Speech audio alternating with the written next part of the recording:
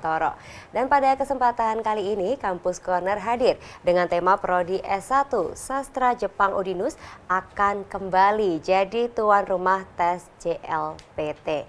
Telah hadir bersama saya Kaprodi S1 Sastra Jepang Udinus Dr. Bayu Arianto SSM Hum. Selamat siang Pak Bayu. Selamat siang Mbak. Waduh, ketemu lagi nih sama Pak Bayu. Ya. Semakin Jepang banget loh Pak. Oh ya, harus dong. Harus ya, harus. Gimana kabarnya hari ini Pak? Selalu sehat dan selalu baik. sehat. Ya.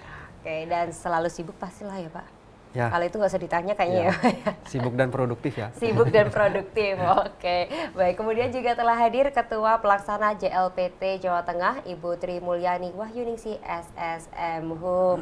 Selamat siang Ibu Tri. Selamat siang Mbak. Ibu Tri, gimana kabarnya hari ini? Alhamdulillah sehat. Sehat. Puasa lancar. Puasa lancar, puasa ya Bu ya. Ya. Ampun, siang-siang ini saya nggak nanyain udah makan siang belum Bu. Biasanya saya tanyain gitu Bu, berhubung ini bulan puasa jadi sudah sahur ya Bu tadi Bu ya. Insya Allah sudah. Sudah, oke. Dan juga telah hadir mahasiswa peserta internship Jepang Gloria Natali Kristiani. Halo Gloria.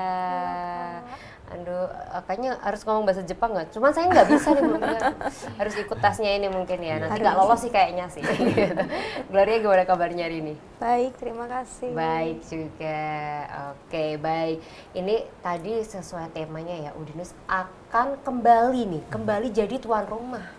Aduh, ini jadi bukan yang pertama kalinya nih ya Pak Bayu ya, berarti ya. Nah, ini sebentar lagi nih Prodi S1 Sastra Jepang Udinus ini akan menjadi tuan rumah kembali nih untuk JLPT, Japanese Language Proficiency Test. Oke, untuk wilayah Jawa Tengah. Pak Bayu nih, tanggapan Anda nih terkait kegiatan tersebut bagaimana nih Pak? Ya, terima kasih Mbak. Jadi kenapa kok kita dari 2017 ya? 2017 sudah jadi tuan rumah. Kemudian kebetulan kemarin karena pandemi ya 2 tahun kita nggak bisa karena memang itu ditiadakan di Indonesia. Oke, ya. Dan ini mulai lagi tahun lalu ya. Jadi kita istilahnya itu memfasilitasi sertifikasi internasional untuk pembelajar bahasa Jepang di Indonesia. Jadi walaupun di Jawa Tengah, pesertanya bisa jadi dari luar Jawa Tengah. Ada yang berada di luar Ya, negeri. ada ya. Bahkan ada yang, dari luar negeri? Iya, ada yang seperti itu. Judulnya aja Jawa Tengah berarti ya Pak ya? Lokasinya ujiannya di Jawa Tengah. Maksud Jawa Tengah tuh lokasi berarti ya. Betul. Cuman untuk pesertanya bisa dari seluruh Indonesia bahkan dari luar negeri. Boleh. Gitu ya. Betul. Oke, baik. Bu Tri, ini bisa diceritakan nggak Bu, ini maksud dan tujuan dari JLPT sendiri itu apa sih Bu? Baik, jadi JLPT ini sebenarnya ada sebuah tes mirip TOEFL yang mana tes ini berguna untuk mengukur kemampuan bahasa Jepang. Bahasa Jepang. Iya. Dan ini wajib diikuti oleh mahasiswa, terutama mahasiswa lulus ini untuk menempuh tes JLPT untuk kita mensyaratkan N3. Dan biasanya ini seluruh mahasiswa di Indonesia ini wajib mengambil juga. Biasanya udah ada aturan itu. That's great. Tadi nggak cuma Jawa Tengah ya, Jawa Tengah hanya lokasi ya. Hanya Karena lokasi. diwajibkan dan kayak jadi wajib gitu ya Pak ya, Ya. memang ya kayak Ya. kalau TOEFL gitu ya, tapi ini bahasa Jepang gitu ya, JLPT. Oke. Nah, tadi berhubung seluruh Indonesia bisa ikut, bahkan ada yang dari luar negeri gitu ya. Iya. Ini siapa saja sih yang dapat mengikuti tes ini Bu? Ya, jadi yang bisa mengikuti tes ini ada pelajar, ya, kemudian ada mahasiswa, karyawan, ya, atau orang-orang yang memang sedang belajar bahasa Jepang, masyarakat umum. Masyarakat umum juga Ya, bisa ya? yang punya minat dengan bahasa Jepang, semuanya bisa ambil. Semua Tidak bisa. ada batas usia. Tidak ada batas Bahkan usia. anaknya Varian ini dari anak saya juga sedang. Oh iya Pak. anaknya Pak Andi Bangkit yang dulu mantan Kaprodi, SD itu ngambil Anaknya di sini. SD. Yang anaknya Pak Andi Bangkit ada yang Oh, ngambil ada yang SD juga bisa boleh ikut. Bisa. Wow, tapi ini luar biasa loh Ya. Pak. SD malah ikut Jadi ya Pak pernah ya. terjadi SD berdampingan dengan karyawan tuh Karyawan. ya. Karena sama Kan levelnya. jauh banget gitu ya, Ya. Mas, harus garis umurnya Ya. ya. Dari SD sama karyawan berarti semua umur ya berarti ya. Karena memang benar-benar kemampuan bahasa Jepangnya yang diujikan. Jadi nggak ada Bukan, batasan nggak apapun. ada batasan umur Ya. gitu ya. Termasuk tadi mahasiswa dari Udinus gitu ya, sastra Jepang Udinus Ya. ini juga diwajibkan bahkan ya Iya. Pak ya. Kenapa Pak diwajibkan Pak? Ya, ini jadi standar kita ya, standar di Udinus untuk lulusan sastra Jepang itu harus punya sertifikasi N3 minimal. Minimal N3. Ya, karena itu yang dituntut oleh dunia industri di Jepang. Jadi makanya kita membuat kebijakan seperti itu. Tapi juga nanti didukung dengan sistem, dengan kurikulum segala macam. Oke. Didukung.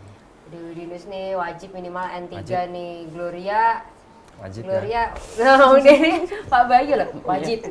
Ketawa Pak, iya Pak inget saya Pak, gitu ya kan, nggak lupa siap gitu loh, siap. Nah, Bimbingan saya kan ya. oh, ternyata anak bimbingannya Pak Bayu. Gloria sebelumnya berarti udah pernah ikut JLPT belum?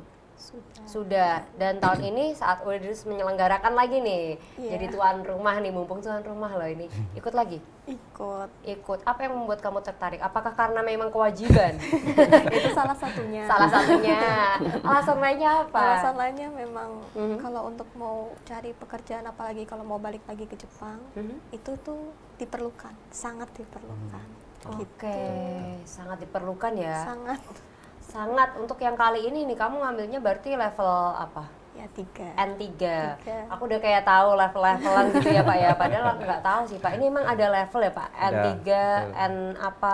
Itu Ya. bisa dijelaskan ke pemirsa di rumah Pak untuk level-levelnya Oke, jadi di kalau JLPT. JLPT itu sedikit berbeda dengan ujian bahasa Inggris ya, ada TOEFL, TOEIC. Kalau di bahasa Jepang di JLPT ini per level, jadi kita bisa ambil sesuai dengan kemampuan kita. Oke. Jadi mulai dari N5, N4 sampai paling tinggi N1.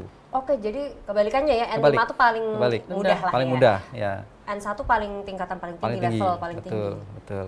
Oke, Jadi dan seperti di itu. kalau mahasiswa di Udinus minimal tadi Tadi minimal N3, jadi sebelum ujian skripsi itu harus sudah punya N3. mungkin mau ujian skripsi ya Pak, makanya Ya. ikut N3. Iya, ini Mahasiswa tingkat akhir. pulang memang. intensif baru kemarin. Pulang intensif. Nanti bisa baru- Baru ditanya. minggu lalu pulang. Oh, baru minggu lalu Ya. pulang. Di internship di mana, Gloria? Jepang. Di Jepang. Oh, makanya Di kok Hokkaido ya. kelihatan Jepang banget ya, Pak ya. Ya. Bapak ini Pak Bayu jadi keikutan, makanya kayak Jepang banget, Pak. Internship di Jepang ya, baru pulang minggu lalu. Luar biasa banget loh ini pemirsa loh. Internship di Jepang gimana rasanya? Pengen tahu dong, pasti pemirsa juga pada pengen tahu dong gimana. Ini dari sisi mananya dulu? Aduh, dari berbagai sisi dong, Dari semua berbagai diceritakan sisi. nih. Pertama pasti untuk perbedaan budaya sangat banget ya. Shock culture iya Shock culture pasti, Iya. oke. Tapi nanti perlahan-lahan udah nggak kok, biasa aja gitu. Apalagi untuk perbedaan iklim suhu Oh iya, sangat bener. parah. Ini paling Oh, emang utara. Ini Apalagi Hokkaido. Lama Hokkaido, sih? 1 tahun. Hokkaido. Paling Hokkaido itu ujung. paling utara. Satu tahun? 1 tahun. Oh, 1 tahun Pak. Iya. Ya berarti kan merasakan semua musim mungkin ya. Semua, Karena satu tahun gitu ya. Iya. Wah, ini menarik banget nih. Nanti dilanjut lagi ceritanya. Ini udah sangat tertarik nih Pak. Di Hokkaido ya? Hokkaido. Internship di Hokkaido. Pasti merasakan musim dingin. Kan di Indonesia nggak ada ya Pak. Adanya Ya. musim hujan ya, dinginnya nggak seberapa ya Pak ya. Kalau dibandingkan dengan musim dingin di Jepang. Gimana kamu bertahan di sana, mengatasi culture shock di sana gitu ya Gloria. Kita akan lanjutkan setelah jeda berikut ini. Jadi pemirsa jangan kemana-mana, kami akan kembali untuk Anda usai jeda berikut.